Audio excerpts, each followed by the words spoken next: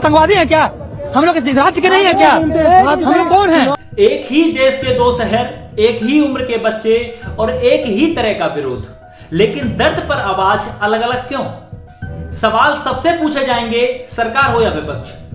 दिल्ली में छात्र पर लाठी चली तो सवाल उठे, वीडियोस बनाए गए, पोस्ट लिखे गए, बड़े बड़े एक्टर और राजनेताओं के बयान सामने आए।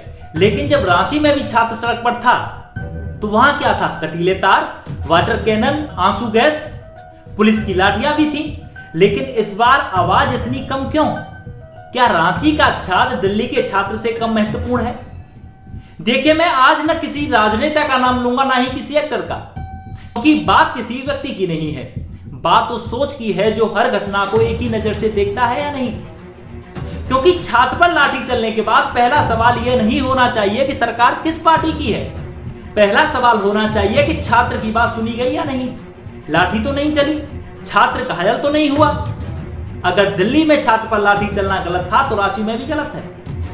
अगर दिल्ली में वाटर कैनन पर सवाल उठना जरूरी था तो रांची में भी जरूरी है। अगर दिल्ली के छात्र का दर्द आपका दर्द था तो रांची के छात्र का दर्द भी आपका दर्द होना चाहिए, क्योंकि बच्चे की तकलीफ पता देकर नहीं बदलती।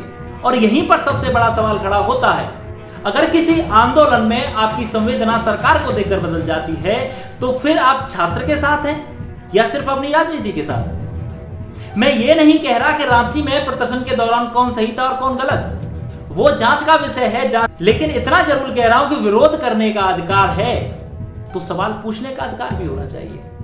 क्योंकि सरकार कोई भी हो, सत्ता में कोई भी हो, लाठी की चोट एक जैसी होती है। और अगर लाठी की निंदा सरकार देकर होती है तो वो निंदा नहीं है, वो सियासत है।